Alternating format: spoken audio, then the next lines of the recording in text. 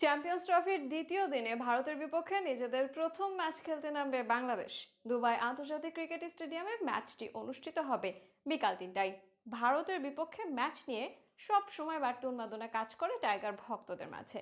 এবারও সেই উন্মাদনার কমতি নেই। ভারতের বিপক্ষে বাংলাদেশের একাদশ কেমন হবে তা নিয়ে বিস্তারিত জানাবো রিপোর্টে। ম্যাচ পূর্ববর্তী সংবাদ সম্মেলনে আজ বাংলাদেশ অধিনায়ক নাজমুল হোসেন শান্ত জানিয়েছেন, নিজেদের দিনে যে কোনো দলকে হারানোর সামর্থ্য আছে তার দলের। তবে সেটি করতে তিন বিভাগেই ভালো খেলার প্রতি গুরুত্ব আরোপ করেছেন টাইগার এই অধিনায়ক। এ সময় ভারতের বিপক্ষে বাংলাদেশের একাদশ কেমন হবে সে বিষয়ে জানতে চাওয়া হলেও তিনি খোলসা করেননি। জানিয়েছেন ম্যাচের দিন কন্ডিশন ও পরিস্থিতি বুঝেই সিদ্ধান্ত নেবেন।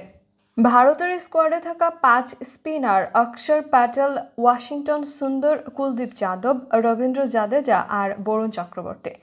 চ্যাম্পিয়ন্স ট্রফি কভার করতে আসা ভারতীয় সাংবাদিকদের অনেকের ধারণা, দুবাইয়ের উইকেটে বাংলাদেশের ব্যাটে শৃঙ্খল পড়াতে স্পিন নির্ভর বোলিং আক্রমণও করতে পারে ভারত।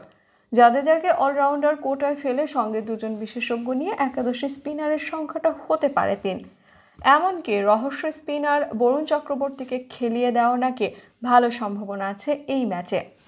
কিন্তু যিনি খেলুন, বাংলাদেশের একমাত্র চিন্তা নিজেদের নিয়ে, সব মনোযোগও নিজেদের পরিকল্পনা বাস্তবায়ন নিয়ে। ভারতীয় দলে জসপ্রীত বুমরার মতো পেসার না থাকতে বাংলাদেশের সুবিধা হলো কিনা এমন প্রশ্ন নাজমুলের প্রায় একই উত্তর। আমরা নির্দিষ্ট কাউকে নিয়ে ভাবছি না, তাদের দলে আরও ভালো ভালো বোলার আছে। আমরা আমাদের পরিকল্পনা নিয়েই চিন্তা করছি। পরিকল্পনা কিভাবে সঠিকভাবে বাস্তবায়ন করা যায় সেটাই শুধু ভাবছি। বাংলাদেশ দল সর্বশেষ ওয়ানডে খেলেছে গত ডিসেম্বরে ওয়েস্ট ইন্ডিজ সফরে। মাত্রই ২ মাস আগের কথা হলেও মাঝখানে ৪০ দিন ব্যাপী বিপিএল হওয়ায় মনে হয় ওয়ানডেটা বুঝি অনেক দিন ধরেই খেলছেন না ক্রিকেটাররা।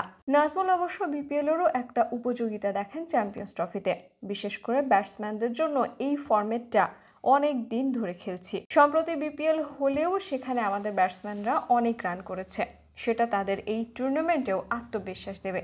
দুবাইয়ের উইকেটে ব্যাটিং করাটা পাকিস্তান উইকেটের মতো সহজ হওয়ার কথা নয়, তবে আন্তর্জাতিক ক্রিকেটে এটা কোনো অজুহাত হতে পারে না কারো জন্যই। এখানে মানিয়ে নিতে পারাটাই কৃতিত্ব এবং ভারত ম্যাচে আজ দলের কাছে নাজমুলের প্রত্যাশাও সেটাই।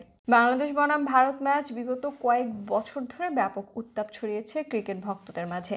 ২০২৩ সালের এশিয়া কাপের সুপার ফোরে ভারতকে হারের স্বাদ দিয়েছিল বাংলাদেশ।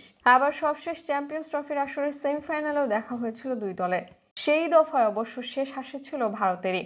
মাঝে ২০২৩ ওয়ানডে এবং ২০২৪ টি-টোয়েন্টি বিশ্বকাপের দেখায় ভারতের পক্ষে গিয়েছিল ফলাফল।